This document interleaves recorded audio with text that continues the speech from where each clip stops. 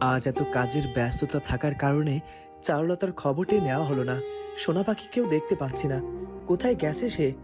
একটি বারের জন্য আমার সঙ্গে তো দেখাও করতে এলো না। লতামা অথবা পরি, তারা কেউ তো এলো না। আমার চারু ভালো আছে তো? চারুলতা আমাকে যে যে কাজ দিয়েছিল আমি তো সেগুলো পালন করার চেষ্টা করেছি, কিন্তু চারুলতার সঙ্গে দেখা হচ্ছে না। এটা যে আমি মেনে নিতে পারছি না। এখন একবার যাব নাকি আমি চারুলতার সঙ্গে দেখা করতে? চারুলতা তো অনেকবার আমাকে বলেছে আমি। রত্নগর রাজ্যের এক শাড়ি বাজারে শাড়ি নিয়ে পৌঁছায় মন্ত্রী মশাই আর দুজন তাঁতি। তারা একে একে কয়েকটি দোকানে শাড়ি বেচা কেনার দরদাম জানায়। এরপর চারুলতার বাবা সেই স্থানটির মাটি সরিয়ে পুঁটলিতে রাখা সে জিনিসগুলো বের করে আনে। যাক বাবা, এবার দাঁড়ান, সাবধান রাজপুত্র, ভুলে ওই তলোয়ারটি স্পর্শ করবেন না আপনি, এতে যে মহা বিপদ হয়ে যাবে। চারুলতা তন্ত্রমাতার কুটিরের সামনে থেকে পালিয়ে এসে চারুলতা জঙ্গলের পথ দিয়ে হেঁটে রাজপ্রাসাদের দিকে যেতে থাকে।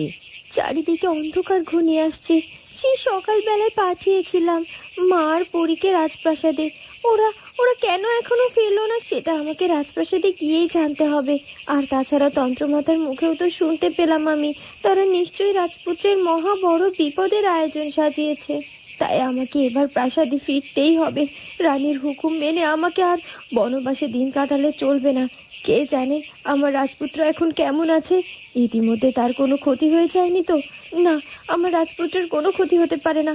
আমি আসছি রাজপুত্র, আমি আসছি। এ কথা বলে চারুলতা দ্রুত পায়ে রাজপ্রাসাদের দিকে ছুটে যেতে থাকে। ওদিকে রাজেশবাবু লতার পরীর কাছে রানী মধুবালা এবং তন্ত্রমাতার করা ষড়যন্ত্রের ব্যাপারে সব কিছু খুলে বলে। শুনলেন তো, রানী মধুবালা তন্ত্রমাতার কুবুদ্ধি এবং কুপরামর্শ নিয়ে কত বড় খারাপ কাজে সংযুক্ত হয়েছে। সে এতদিন মহারাজকে নাকি বশ করে রেখেছিল, আর এখন রাজপুত্রকে বশ করতে চাইছে। একটি মন্ত্রপুতের শিকড় রাজপুত্রকে ছোঁয়াতে হবে, শুধু তাহলেই রাজপুত্র নাকি মহারানীর বশ হয়ে যাবে। আর অনেকক্ষণ আগে মহারানী মধুবালা সে মন্ত্রপুত। শুনলে লতা, এই রাজেশ তো ভুল কথা বলছে না। রানী মধুবালা তো সত্যি তন্ত্রমাতার সাহায্যে রাজামশাইকে বশ করে রেখেছিল। হ্যাঁ, তাই তো। আর রাজেশের কথা যদি সত্যি হয় তাহলে তো রাজপুত্রের খুব বিপদ। রাজপুত্র যদি একবার ওই মন্ত্রপুত শেকড় ছুঁয়ে ফেলে তাহলে তো সর্বনাশ হয়ে যাবে। হ্যাঁ, আমি তো সেজন্যই আপনাদেরকে বলছি, যত দ্রুত সম্ভব আপনারা প্রাসাদের ভেতরে গিয়ে রাজপুত্রকে রক্ষা করুন। আমি এখন কারাগার থেকে পালানো আসামি, তাই আমি চাইলেও তো প্রাসাদের ভেতরে যেতে পারছি না। এজন্যই আপনাদেরকে যেতে বলছি। হ্যাঁ হ্যাঁ, আমরা এক্ষুনি যাচ্ছি। রাজপুত্রকে বিপদ থেকে আমাদের বাঁচাতেই হবে। চলো পরি, চলো, আমরা পাখি হয়ে যাই। আর লতা, ভুলে গেলে নাকি হাজার হলেও এই লোক আমাদের চারুর শত্রু। তাই এর সামনে কিছুতেই আমাদের শক্তির প্রকাশ করা যাবে না। হ্যাঁ হ্যাঁ হ্যাঁ পরি, চলো চলো, দৌড়ে গিয়ে রাজপুত্রকে বাঁচাতে হবে। আর রাজেশ বাবু, আপনার সাথে আবার আমরা পরে কথা বলবো। আপনি কেন আর কখন কারাগার থেকে পালিয়েছেন সেটা তো জানতে হবে আমাদের।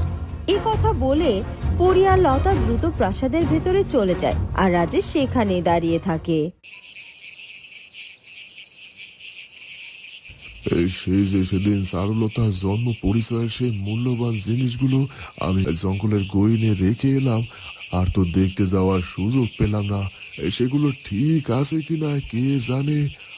আমি আমি আমি বরং যাই, এক্ষুনি একবার সেগুলো দেখে আসি। চারুর বাবা মোড়লের বাড়ি থেকে বেরিয়ে সুরেশপুরের শেষ মাথার গহীন জঙ্গলের দিকে যেতে থাকে। সোনা পাখি তখনও উড়ে উড়ে তাকেই অনুসরণ করতে থাকে।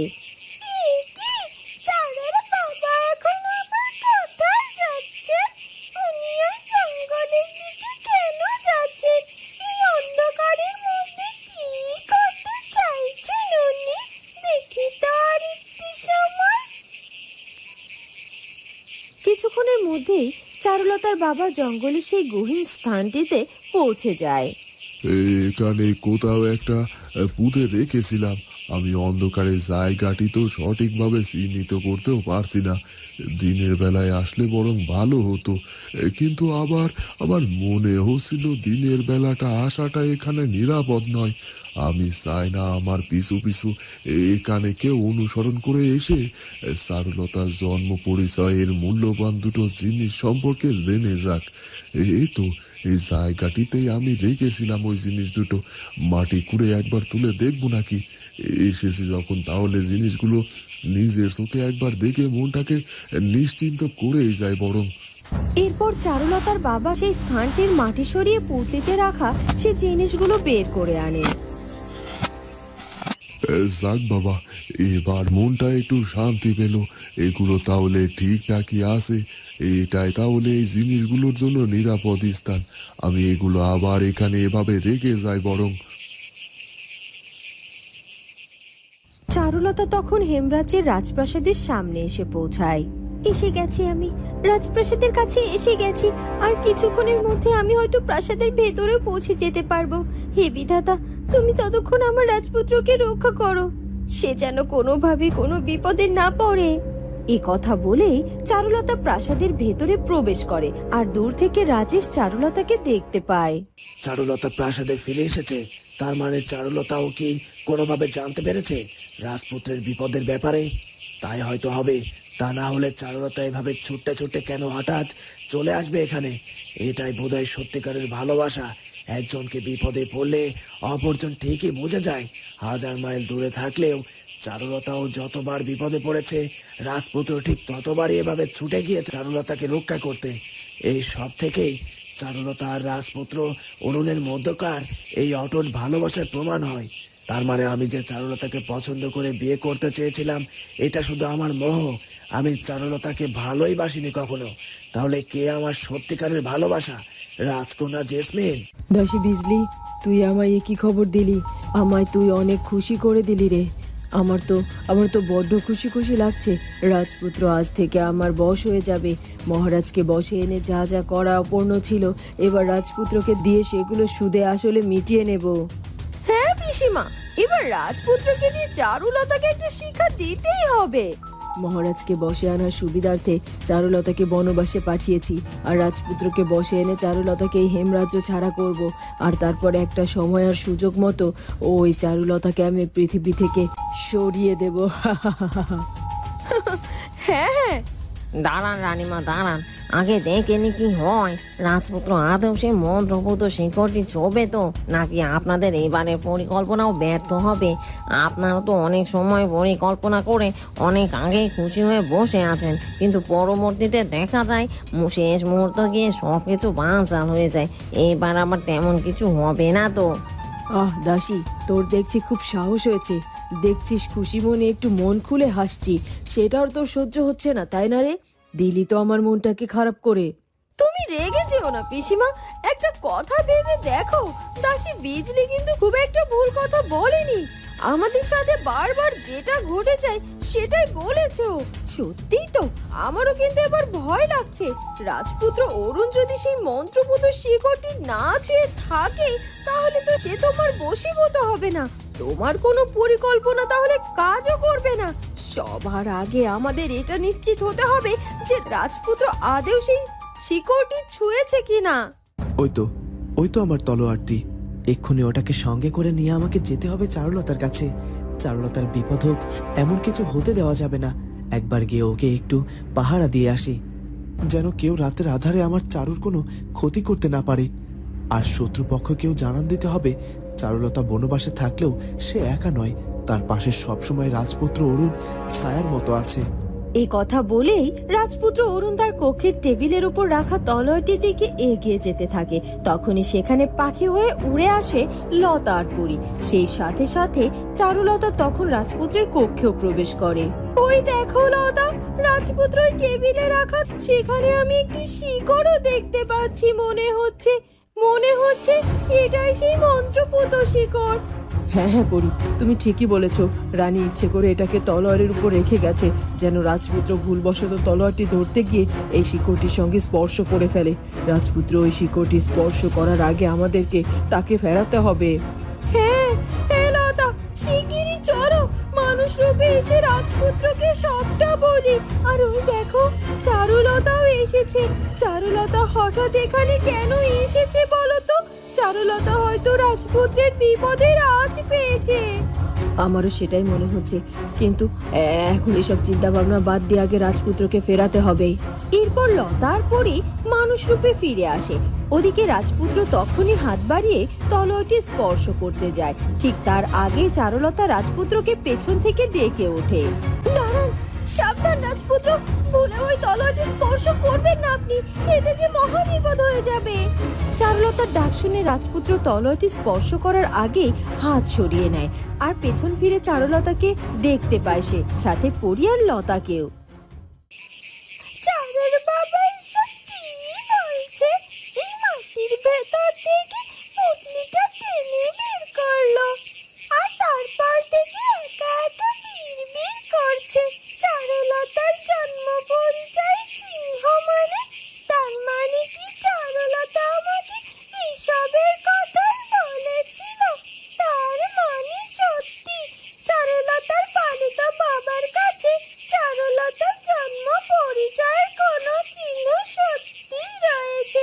আমি তো এখন ওনাকে আমার ভাষা দ্বারা কিচ্ছু বোঝাতেও পারছি না যে চারু এ ব্যাপারে সব জেনে গেছে। কি করি এখন আমি? কি এই পাখিটা হঠাৎ করে কোথা থেকে এলো? আর এই পুটলিটার উপরে কেন ঠোঁট দিয়ে এমন ঠোকা ছিল? কি উদ্দেশ্য এই পাখিটার? আর আমি যতদূর জানি রাতের বেলা জঙ্গলে পাখিদের দেখা পাওয়া যায় না।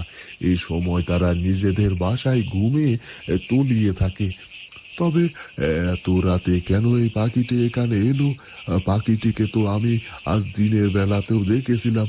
এইটাকে দেখে প্রথমে চারুলতার সোনা পাখি ভেবেছিলাম, পরে আবার ভাবলাম হয়তো অন্য কোনো পাখি, কিন্তু এখন তো মনে হচ্ছে এটা সত্যি সোনা পাখি। হয়তো আমাকে কোনো খবর দিতে এসেছে, আর আমি তার ভাষা বুঝতে ব্যর্থ হচ্ছি।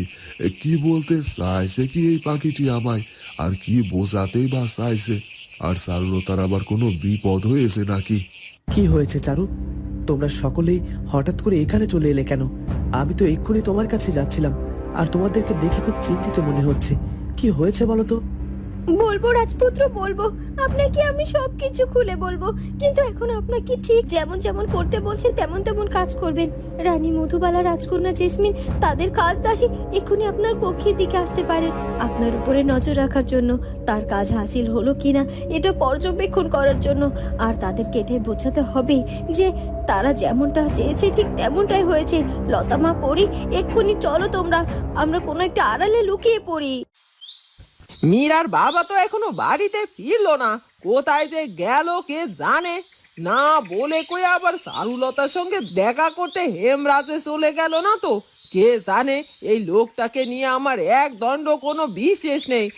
যখন যা ইচ্ছে তাই করে যাচ্ছে আমার সাথে, কিছু বলা বা শোনার প্রয়োজনও মনে করছে না এখন। মীরাটাও এখন শ্বশুর বাড়িতে গিয়ে বসে আছে। ওর সঙ্গে দুটো মনের কথা বলে যে মনটা একটু হালকা করব সেটারও উপায় নেই। তাই আমি বরং মীরার সঙ্গে গিয়ে একটু দেখা করে আসি, আর ওর বাবার কাণ্ড কারখানাগুলো বলে মনটাকে হালকা করে আসি। এরপর জয়া বাড়ি থেকে বেরিয়ে মীরা শ্বশুর বাড়ির দিকে যায়। এই ব্যাবলার মায়ের কোনো মতে গতে আমি কিচ্ছু বুঝতে পারছি না। ব্যাবলাকে দেখে মনে হচ্ছে ব্যাবলা আমাকে আগের মতো আর ভালোই বাসে না, আমাকে তেমন পাত্তাও দেয় না। কেন এমন পাল্টে গেল ব্যাবলা? সবাই ব্যাবলার মায়ের কুৎ বুদ্ধিতে হচ্ছে। সে আমার উপর থেকে ওনার ছেলের মনটাকে ঘুরিয়ে দিতে চাইছে, কিন্তু ব্যাবলা আমার সামনে সবটা স্বীকার করে ফেললো। ব্যাবলা যদি সত্যি আমার উপর থেকে ওর মনটা সরিয়ে নেয় তাহলে আমার কি হবে? ব্যাবলা আমায় অতিরিক্ত ভালোবাসে বলে ওকে আমি নাকে দড়ি দিয়ে ঘোরাতে পারি, কিন্তু সেই ভালোবাসা যদি কমে যায় তাহলে মীরা যে মরেই যাবে। মীরা, ও মীরা, কোথায় গেলি রে তুই মা? একা একা চিন্তা করছিল, ঠিক তখনই জয়ার গলার আওয়াজ শোনা যায়। রত্নগর রাজ্যের এক শাড়ি বাজারে শাড়ি নিয়ে পৌঁছায় মন্ত্রী মশাই আর দুজন তাঁতি। তারা একে একে কয়েকটি দোকানে শাড়ি বেচা কেনার দরদাম যাচাই করতে থাকে। এই যে তাঁতি ভাই, তোমরা যাও ওদিকটা গিয়ে ওই দোকানগুলো থেকে শুনে এসো তারা তাতে বোনা রেশম সুতোর শাড়ি কিনবে কিনা, আর কিনলেও সেগুলোর কেমন দাম দিতে পারবে। আর আমি বরং এই দিকটাতে যাই, একটু খোঁজ করে আসি এরা কেমন দাম বলে। তারপর যেখানে সর্বোচ্চ দাম পাবো সেখানেই বরং আমরা আমাদের শাড়িগুলোকে বিক্রি করব। আর না না মন্ত্রী মশাই, আপনি আর শুধু শুধু কষ্ট করবেন না। এমনিতেই আপনার শরীরের উপর অনেকটা দখল গেছে, এতটা পথ পাড়ি দিয়ে আসতে হয়েছে। এই বয়সে আপনার এত দখল নেওয়া উচিত নয়। উচিত আর অনুচিত বলে এখন কোনো কাজ ফেলে রাখা যাবে না। সবার আগে আমাদের রাজ্যের মঙ্গলের কথা চিন্তা করতে হবে, প্রজাদের তাঁতিদের পেটের কথা তো চিন্তা করতে হবে। হ্যাঁ মন্ত্রী মশাই, সেজন্য তো আপনি অনেকটা করলেন। এবার আমাদের কিছু দায়িত্ব বুঝিয়ে দিন না হয়। এবার না হয় আপনি একটু কোথাও বসে জিরিয়ে নিন, আমরা দাম শুনে এসে আপনাকে জানাবো খন। আপনি শুধু সিদ্ধান্ত নেবেন কোথায় এগুলো বিক্রি করা যায়। আরে না না, তোমাদের আমায় নিয়ে এত চিন্তা করতে হবে না। সৌজন্যতা বহুত দেখিয়েছ আমার প্রতি, এটাই আমি অনেক খুশি হয়েছি। চলো চলো এবার কাঁধে কাঁধ মিশিয়ে কাজে লেগে যায়। সবাই মিলে একসঙ্গে কাজ করলে তবেই না সাফল্য আসবে। এরপর মন্ত্রীমশাইয়ের নির্দেশ মতো রত্নগরের সেই শাড়ি বাজারে তাঁতিরা এবং মন্ত্রীমশাই নিজেও শাড়ির দাম যাচাই করতে লেগে পড়ে। বন্ধুরা, কি হতে চলেছে এরপর সেটা জানবো আমরা চারুলতা গল্পের পরবর্তী পর্বে। আর আমাদের আজকের পর্বটি ভালো লাগলে অবশ্যই আমাদের চ্যানেলটিকে সাবস্ক্রাইব করে দিও। দেখা হবে নতুন পর্বে। ধন্যবাদ।